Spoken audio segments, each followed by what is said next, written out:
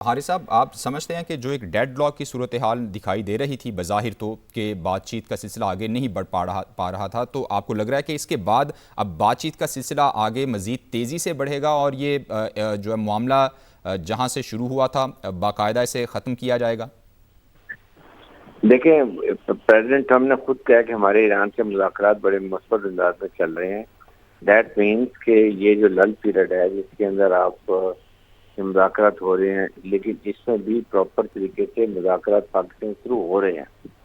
दोनों तरफ से ईरान जो पॉइंट देता है वो पाकिस्तान को पहुंचाता है, जो अमेरिकन देते हैं वो ईरान को पहुंचाता है, और साथ अपनी इनपुट उनको अच्छे तरीके सिंसेरिटी से, कोई दिली से, कोई नसीबी से साथ वो जरूर बताते हैं कि अपना नुकसान के लिए इसमें यहाँ तक बात है, ये हालात हैं। और फिर ज़्यादा साल का काम भी ये था कि पैगाम रसानी करना, ना कि अपना फैसला सुना देना। तो इसके मतलब ये बहुत पॉजिटिव खबरें आई हैं, और आई एम श्योर कि ये जो एक फैसला किया कल से खोलने, क्योंकि बहुत मुल्कों का, कोई यूरोप का, नेटो का, उसके बाद मिडिल ईस्ट का, हर जगह का ये होगा। उनके आप सोचेंगे इनके क्रूड ऑयल जो वो नहीं जा रहे हैं, गैस नहीं जा रही है कतर की, ईरान की, ईरान का ऑयल रुका हुआ था, वो सब तमाम चीज़ें खुल जाएंगी और इससे इकॉनमी में बड़ा फर्क पड़ेगा। बड़ा परसेंट अभी भी उनकी इकॉनमी का फर्क तो बहुत पड़ चुका है, जी लेकिन लेट्स होप कि इसको आगे से और ज़्यादा नुकसान नहीं होता। हारिस साहब, आप क्या समझते हैं, चूंकि ये एक ट्रम्प कार्ड की तरह इसे इस्तेमाल कर रहे थे अमरीकी सदर, और ब्लॉकेट जिस तरह किया गया, पूरी दुनिया जिस तरह आप भी बात कर रहे हैं कि परेशान थी, ये एक तो पूरी दुनिया का दबाव भी था, उनके अपने एलाइज जो हैं वो पूरा यूरोप जो है उनसे मुतालबा कर रहा था कि ये ब्लॉकेट खोला जाए, ख़त्म किया जाए इस मामले को। ऑस्ट्रेलिया की बात करें, इवन चाइना जो है उनका हरीफ है, वो भी मुतालबा बार बार कर रहा था। आपको क्या लगता है कि ये कि इन जो बैरूनी दबाव हैं उनका भी एक नतीजा हो सकता है, चूंकि ट्रंप इसको लंबे अरसे तक अगर करना चाह रहे थे तो वो समझ पाए हैं कि ये लंबे अरसे तक ब्लॉकेड नहीं रख पाएंगे वो?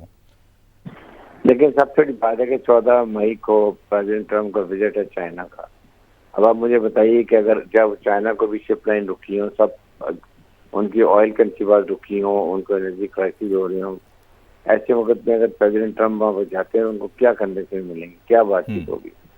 सवाए जो है वो दिलदारी के, दोनों की मिसअंडरस्टैंडिंग होगी। और this is all the factors के, इसकी वजह से भी बात करें। नंबर 2 बात यार, एक वो तमाम दुनिया के ममालिक का, इस वक्त अमेरिका में प्रेशर था कि आप हर हालत में ये ब्लॉकेट को ख़त्म करें, ताकि जिसकी वजह से ये तमाम यहाँ शिप लाइन खड़ी हुई हैं। इट्स नॉट ओनली ऑयल और गैस, इसमें बाकी फूड स्टफ जो है वो जो ये जितना मिडिल ईस्ट कंट्रीज को जाता है वो नहीं जा सक रहा है, वो भी खड़ा रुका हुआ है। और उसका एक टाइम पीरियड होता है, उसको चिल्लर में रखे होते हैं, वो ठीक है रखा होगा, वो खराब होने का डर हो जाता है। उनके बाद और बहुत ही वेजिटेबल्स हैं, मटन है, बीफ है, ये बहुत चीज़ें होती हैं जिसकी वजह से मेरे ख्याल में बहुत प्रेशर था। अल्टीमेटली फाइनली जी, प्रेसिडेंट ने खोली को ये रनिंग वेरी बैड नहीं मानता। तो आप समझते हैं कि वो ये रियलाइज़ कर चुके हैं कि निगोशिएशन एक लॉन्ग टर्म प्रोसेस है, और ये हॉर्मूज़ खोल के उसके बाद वो सिलसिला चलता रहेगा, और ये जो सारी दुनिया इस मसले से जो परेशान थी, इसको वंस फॉर ऑल आप समझते हैं कि ये दुनिया के लिए ये इशू, ये कॉन्फ्लिक्ट ख़त्म हो गया, अब बातचीत बस जारी रहेगी ईरान और अमेरिका के दरमियान? बिल्कुल, देखें मुज़ाकरात तो चल रहे हैं, और यही बात हुई है कि जब तक मुज़ाकरात चल रहे हैं ये चीज़ है जिस तरीके, हालांकि बेसिकली ये जो चीज़ था जिस तरीके से अमेरिका ने नेवल ब्लॉकेट लगाया था सीजर होने के बाद, तो वो इंडिकेट यही कर रहा था कि इसका मतलब ये है कि इनका ये is an act of war. आप अगर सीजफायर के बाद कहीं भी आप मूवमेंट करते हैं, एडवांस मूवमेंट करते हैं या काइनेटिक ऑपरेशन करते हैं, तो वो एक गलत मैसेज देता है। इसीलिए उन्होंने कई जहाज पकड़ लिए थे, उसके अमले को भी कमाल बनाया हुआ। ये भी बहुत बैड नेम था जिसकी वजह से अमेरिका को बहुत प्रेशर आ रहा था। और उसके साथ जब ये बात हुई, अब मेरे ख्याल में हर तरह से जो फैसला है उसको वो सक्सेस नहीं कर सके, और अब उन्होंने ये खोलने का फैसला, ये बहुत आई खुश आई है। इससे मेरे ख्याल में it will be good will gesture also कि अमेरिका ने इसका फॉरवर्ड लिया है मुज़ाकरात को कामयाब करने के लिए। हारिस साहब, एक तो अनप्रडिक्टेबिलिटी की मुसलसल हम बात करते हैं डोनाल्ड ट्रंप को लेकर, ऐसा लगता है कि थोड़ा सा बैक फुट पे जाते हैं लेकिन नया कार्ड लेकर आ जाते हैं, तो अभी आपको लग रहा है कि इसके अलावा तो कोई और कार्ड नहीं कोई ऐसा खेला जाएगा, अभी बाकायदा वाक़तन संजीदगी के साथ बातचीत की मेज़ पर ही बैठा जाएगा? देखें, ऐसी बात नहीं, ठीक है उन्होंने ये सही बड़ा अच्छा स्टेप लिया है, लेकिन मुज़ाकरात रहेंगे, लड़ाई दोनों ममालिक भी चाहते हैं, लड़ाई दोनों के लिए नुकसानदेह है। ज़्यादा अमेरिका के लिए, क्योंकि पब्लिक भी इसके खिलाफ है, सेनेट कांग्रेस के खिलाफ है, नेटो उनके साथ नहीं, यूरोपियन यूनियन नहीं है, मिडिल ईस्टर्न कंट्रीज नहीं है।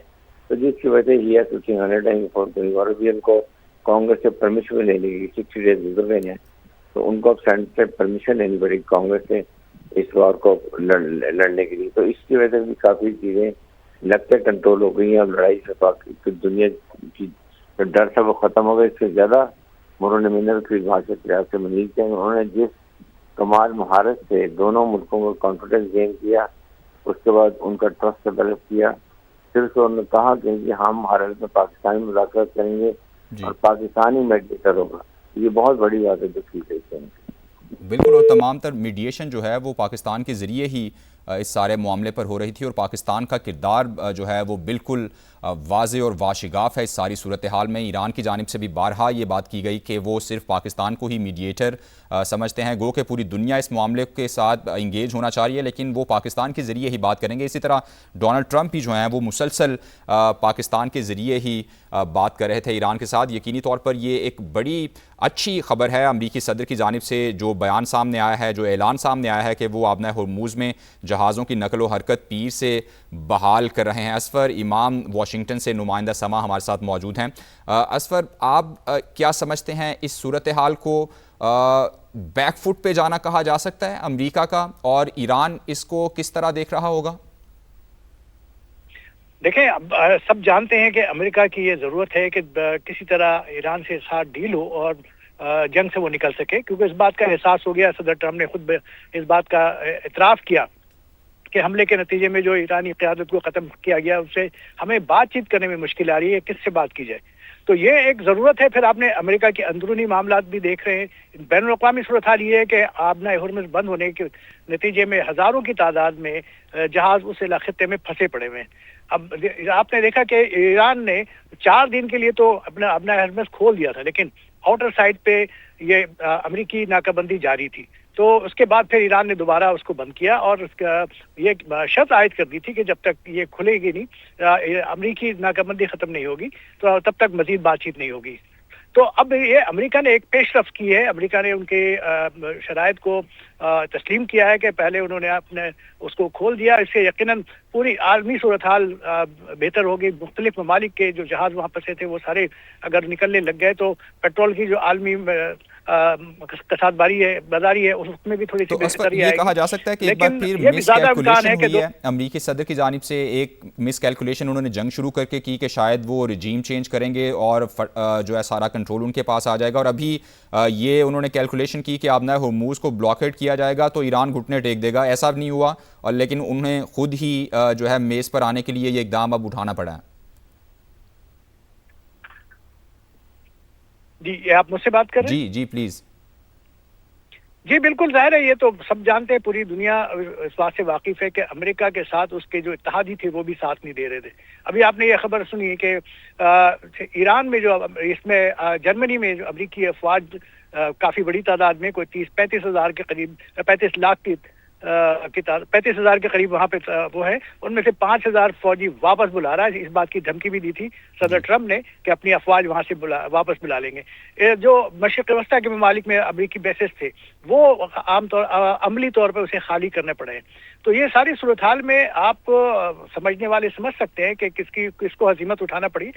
लेकिन बहरहाल एक क्रेडिट की भी जंग है। कोई ये तस्लीम नहीं करेगा कि उसे शिकस्त हुई है, और कोई ये तस्लीम नहीं करेगा, हर कोई यही दावा करेगा कोई तस्लीम नहीं करेगा। असफर हमारे साथ ही मौजूद रहिएगा। ब्रिगेडियर रिटायर्ड वकार हसन साहब ने हमें ज्वाइन किया, बहुत शुक्रिया ब्रिगेडियर साहब आपके वक्त का। ये कहिएगा, आबना हुर्मुज़ जिस पर पूरी दुनिया जो है इफेक्ट हो रही थी, पूरी दुनिया का एक प्रेशर भी आ रहा था, पूरी दुनिया ये मुतालबा भी कर रही थी कि इसे खोला जाए, बाकी मामला जो हैं वो मेज़ पर किए जाएँ। अब अमरीकी सदर की जानिब से ये ऐलान किया जाना कि हुर्मुज़ जो है वो पीर से खोली जा रही है, एक तो इस ऐलान को आप कैसे देख रहे हैं, और क्या आप ये समझते हैं कि अमेरिका ने जो ये एंटीसिपेट किया था कि हम ब्लॉकेट करेंगे तो ईरान घुटने टेक देगा, वो कैलकुलेशन में गलती खा गए फिर? आई थिंक जो सामने आता है, जो अंडरग्राउंड चल रहा था, बड़ा डिफरेंट होता है।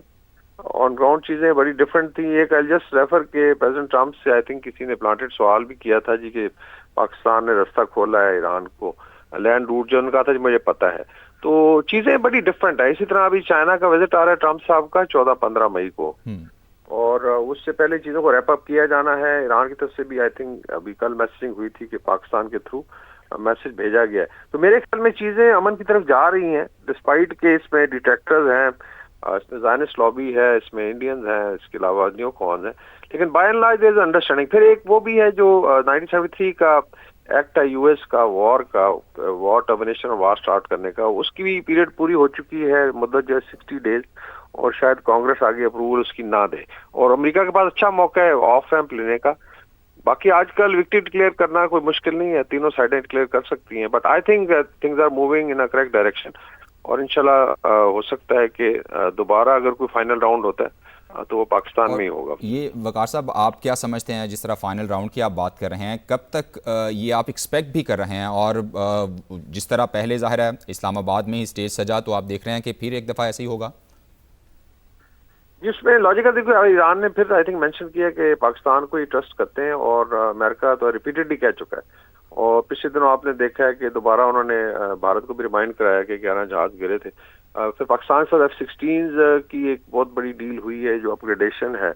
तो पाकिस्तान ने अलग फजल से बड़ा अच्छा प्ले किया है, आई थिंक डिप्लोमेटिकली ये साल सक्सेस का साल है। चाइना के साथ आई थिंक एक्सीलेंट रिलेशनशिप है, Russian federation, US, Iran, gulf, और बाकी जो नए इत्तेहाद बांध रहे हैं उसमें पाकिस्तान का बड़ा कलीदी रोल होगा। तो बाकी पूरी दुनिया इफेक्टेड है इस वॉर से, I think nobody wants it to continue, और ट्रम्प की अपनी जो रेटिंग थी वो भी इम्पैक्ट हो रही थी, आगे इलेक्शन भी आने हैं इनके। तो मेरे ख्याल में जो है चीजें इंशाल्लाह उस तरफ जाएंगी, बेहतरी की तरफ, और अगर राउंड होना है तो लॉजिकली पाकिस्तान ही उसका सेंटर होगा, बिकॉज अभी चीजें फिर फाइनलाइज होनी है। ये मेरी असेसमेंट है, मैं ये खबर नहीं दे रहा, बिल्कुल it should be happening in Pakistan because of जो सर्कमस्टांसेस। जिस तरह आपने भी दौरा चीन की बात की, तो उससे तो कुछ ही दिन अब बाकी रह गए हैं, तो हम ये एक्सपेक्ट कर सकते हैं कि ये तनाज़ा जो है ये उससे पहले या हल हो जाएगा, या फिर होर्मुज़ खोलकर एक तरह से तनाज़ा दुनिया के लिए उन्होंने ख़त्म कर दिया है, बाकी अब ईरान और जो है अमेरिका की बातचीत होती रहेगी? ये देखें, दो बड़े इश्यूज थे, बिल्कुल इसका ताल्लुक तो उससे है। देखें इस वक्त अभी 5 रुकनी एक वफ्द जो है अमेरिका सेंट्रल कांग्रेसमैन का ऑलरेडी बीजिंग में बैठा हुआ है, वो दे आर फाइनलाइजिंग जो विजिट होना। बात आपकी ठीक है, टोटल अभी 10-12 दिन रह गए। बाकी दो बड़े इश्यूज थे, स्ट्रेट ऑफ हॉर्मुज़ का खुलना, आई थिंक ईरान की भी डिमांड थी, और आई थिंक पूरा ग्लोब कह रहा था। एक तो वो इसका मतलब है मानी गई, और दूसरा न्यूक्लियर पे बहुत ज्यादा आई थिंक चीजें नैरो डाउन हो गई हैं। मेरे ख्याल में दोनों साइडों में भी बहुत कम फर्क रह गया, और शायद जो है ईरान जो है कुछ ना कुछ कॉम्प्रोमाइज करने पे तैयार हो। ये दो ही बड़े इश्यूज थे, बाकी तो I don't think so there is any issue. उन्होंने जोर आजमाई करके देख लिया है, बिकॉज उसमें लॉसेज हुए हैं, अमेरिकन हेजेमनी को बहुत ज्यादा डेंट हुआ है, इजराइल बहुत ज्यादा एक्सपोज हुआ है, और मिडिल ईस्ट में आप देखा है कि एक नई अलाइनमेंट बन रही है। तो ये सारे आई थिंक वॉर के रिजल्ट्स होते हैं, और इंशाल्लाह ताला उम्मीद है कि चीजें अभी बेहतरी की तरफ जाएंगी, और शायद अभी आप एक लॉन्ग जी, एक तो विक्ट्री क्लेम की जिस तरह आप भी बात कर रहे हैं, जाहिर है किसी ने शिकस्त तस्लीम नहीं करनी।